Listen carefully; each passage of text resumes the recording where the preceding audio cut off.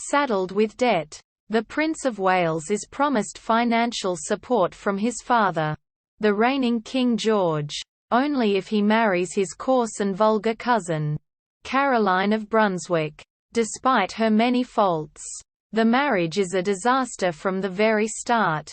Her efforts to achieve a semblance of grace and majesty fail miserably. And George has no qualms about flaunting his ongoing relationship with Frances Villiers, Countess of Jersey, in front of his wife. The two formally separate after the birth of their daughter Charlotte, and George reunites with Maria Fitzherbert, whom he had wed years before meeting Caroline. The union was considered invalid because it had not been approved by the King and the Privy Council. Caroline is banished to a private residence in Blackheath and her contact with her daughter is restricted. She acts as foster mother to several children, and it is rumored that one of them is her biological son. An investigation fails to prove the allegation, but Caroline is accused of improper conduct.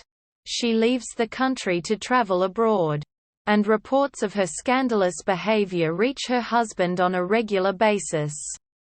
While she's away, 19-year-old Charlotte dies after giving birth to a stillborn son.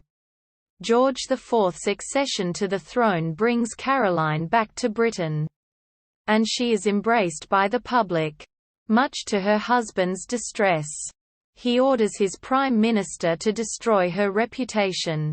Efforts to strip Caroline of the title of Queen Consort and dissolve her marriage by accusing her of committing adultery with commoner Bartolomeo Pergami fail.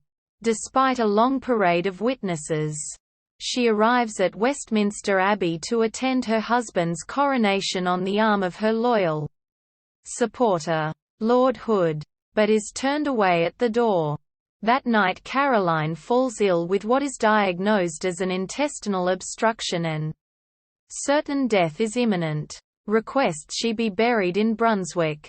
When she dies shortly after, her final wish is honoured by her friends. A plaque reading "Caroline of Brunswick, the injured Queen of England," is affixed to her casket.